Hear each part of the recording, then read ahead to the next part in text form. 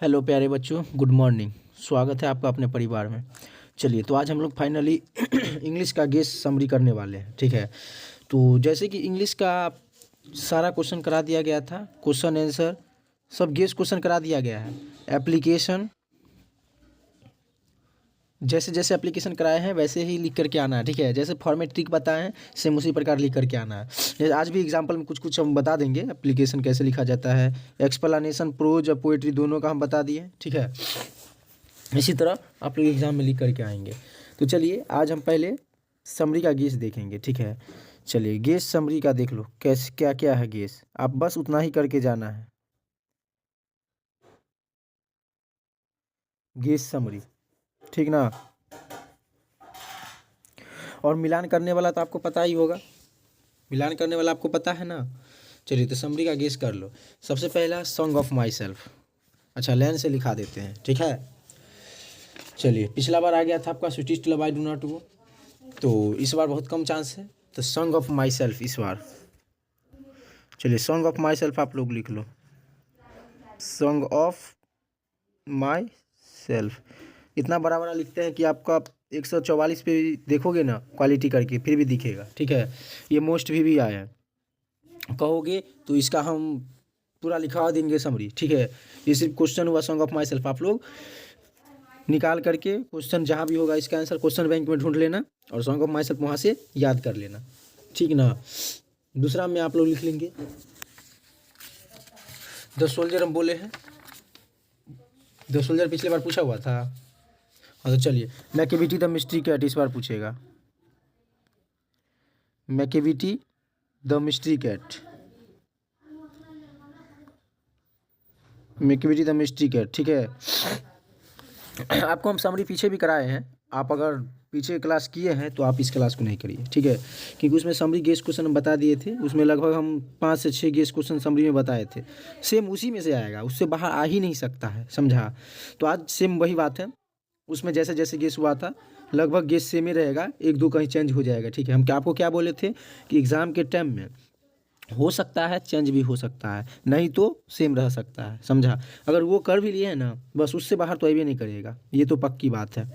हम आपको ऐसे भी लाभ प्रूफ दिखाएंगे। ठीक है, सारा का सारा एग्जाम में वैसे भी टकराता है। तो चलिए, तो हम आज फाइनली, चलिए वो स्नैक भी कर लो। ये आपका पोएट्री का हो गया। ठीक है, प्रोज का हो गया। चलिए पोएट्री का 3 गो और लिखा देते हैं। ठीक है, टोटल 6 लिखाएंगे, 6 में से आपको जितना बनाना है उतना आ ही जाएगा। ठीक है, चलिए स्नैक हुआ। चौथा में फायर हिम लिखो, फायर हिम लिख लिए। चलिए पांचवा में लिखो my grandmother's house, my grandmother house. और छठा में लिखो, 6 गो रहता है तो 6 गो लिख लो तुम। स्नैक लिखाए हैं, चलिए स्नैक कर लो, या फिर द सोल्जर तो करना ही नहीं है, एन इफ तब और टू आटम भी नहीं पूछा गया है। चलिए इसको कर लेंगे, बस इतना काफ़ी है। चलिए, तो आज हम लोग song of my self, song of my self का हम समरी कराए हैं नहीं, तो किसका करा दे, तुम ही बोलो। हाँ, सॉन्ग ऑफ माई सेल्फ का हम समरी करा दिए हैं, आप नहीं किए तो पीछे क्लास जा करके कर लेंगे। ठीक है, चलिए एन इफ तब का ही करा देते हैं। एन इफ तब बहुत ज़्यादा इंपॉर्टेंट है, एन इफ तब इसी आपका सब्जेक्टिव भी बन जाता है। ठीक है, एन इफ तब,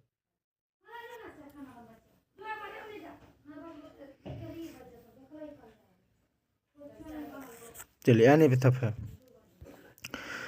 एन इफ तब में देखो समरी कैसे लिखा जाता है, अगर क्वेश्चन आंसर भी आ जाए तो सेम उसी तरह करना है जैसे हम लिख रहे हैं। An epitaph is short poem. ठीक है, सब में लिखना है। एन इफ तब छोटा कर दे, बोलो इसको छोटा कर दे। चलिए छोटा कर देते हैं।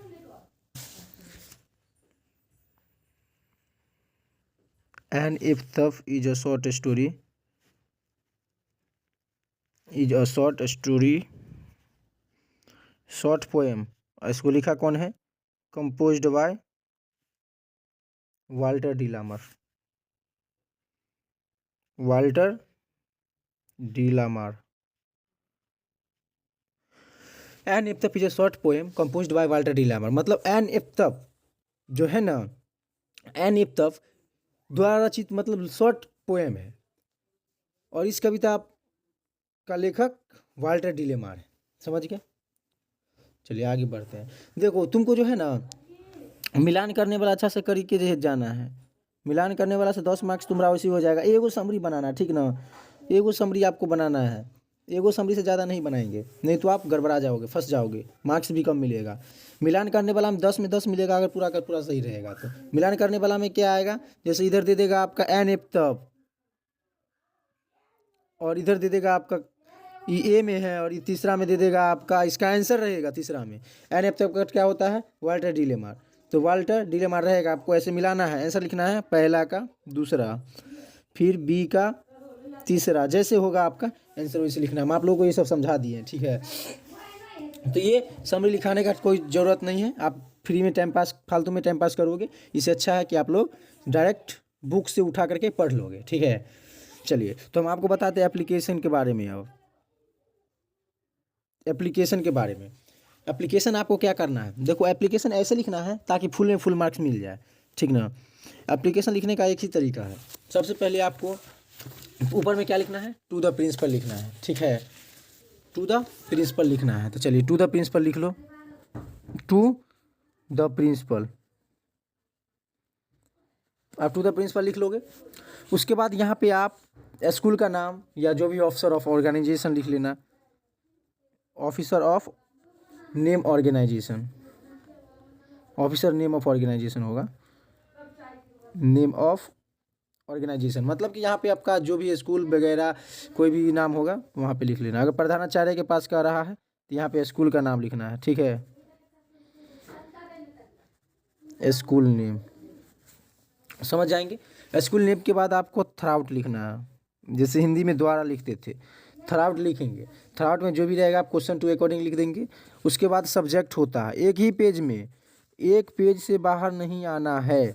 अगर कोई भी हम बना रहे हैं, ठीक है, कोई भी हम सब्जेक्टिव बना रहे हैं, उस सब्जेक्टिव में हमारा यहाँ तक आ गया है, यहाँ तक मेरा आ गया है, तो इस पेज को खाली छोड़ना है, ठीक है। इस पेज को खाली छोड़ के नेक्स्ट पेज में बढ़ जाना है, और नेक्स्ट पेज में जाने के बाद तब वहाँ से लिखना है एप्लीकेशन में टू द प्रिंसिपल, चाहे जो भी लिखना हो,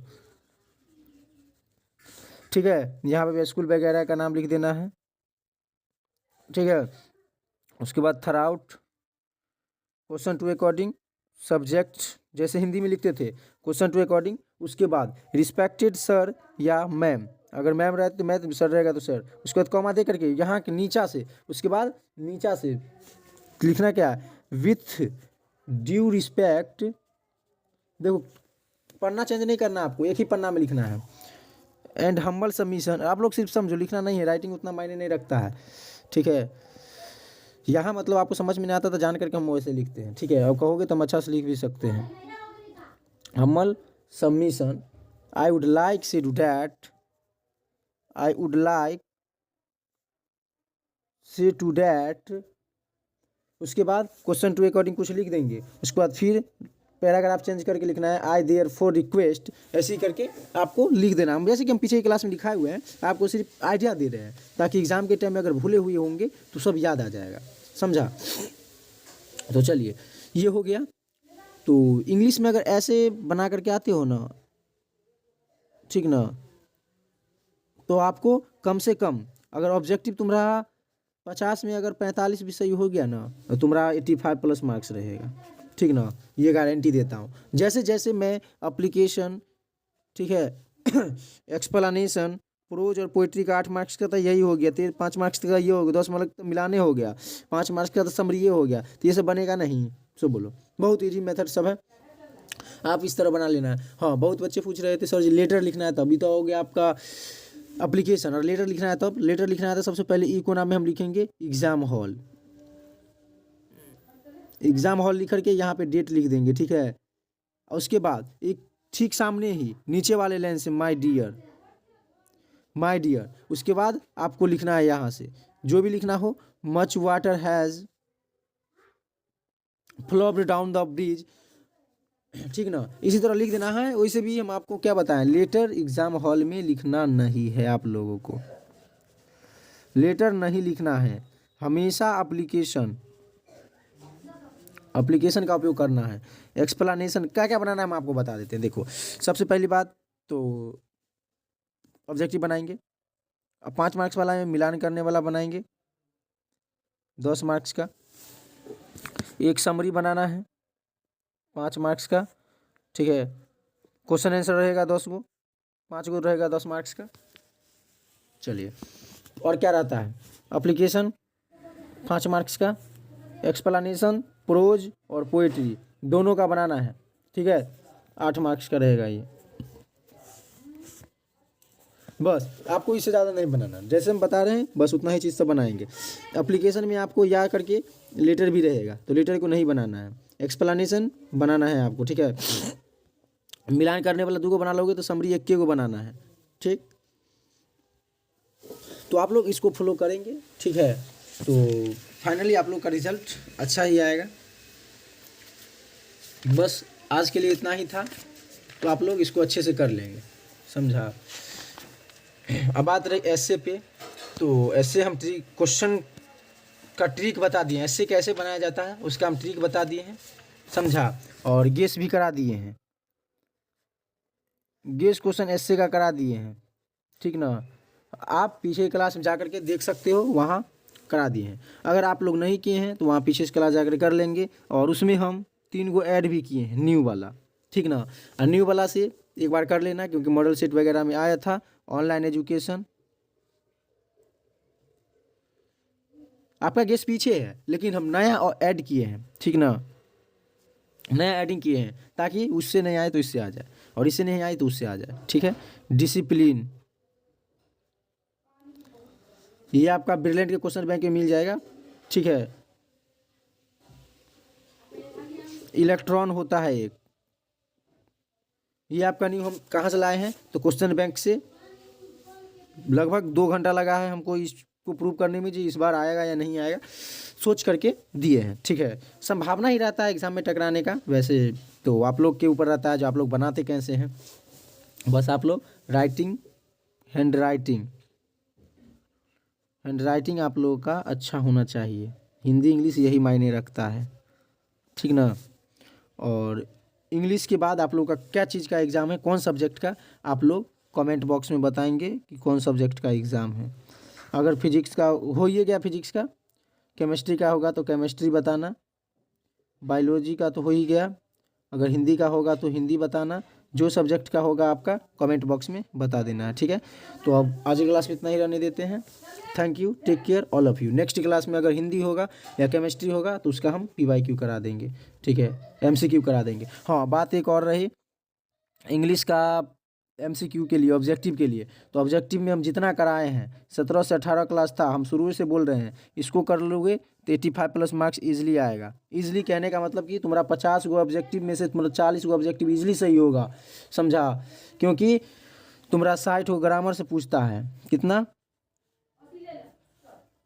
60 गो ग्रामर से पूछता है, ठीक है। और 40 गो बुक से पूछता है, तो 40 गो बुक से कम तुम 35 गो बुक बनाइए देगा बुक से, ठीक ना। 1-2 लाइन इधर उधर रहेगा, तुमको पता ना चलेगा ये लाइन कहाँ से लिया गया है। और ग्रामर से ऐसा हो सकता है जो तुम 5 को नहीं बनाएगा। ग्रामर में हम तुम्हारा नामने प्रोनाउन ऐसे पढ़ा दिए हैं कि नामने से तुम 2 क्वेश्चन 3 गो क्वेश्चन आता है, उसमें से तुम्हारा 2 गो बन जाएगा, ठीक है।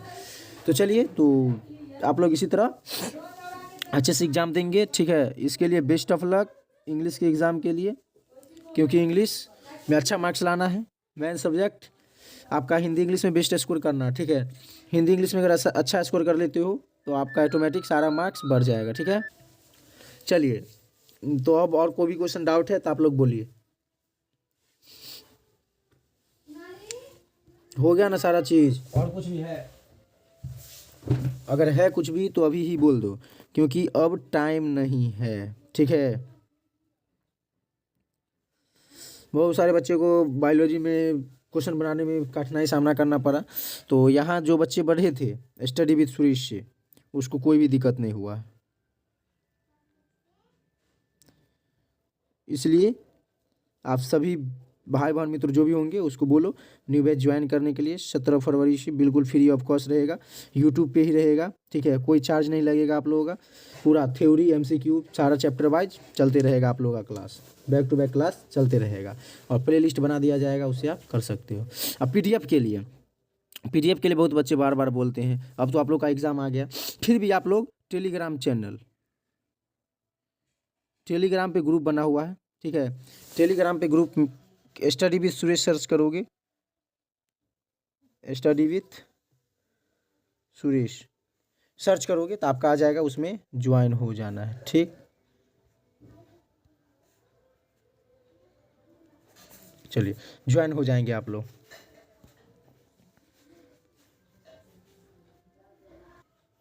चलिए thanks of all, thank you सही बच्चे को।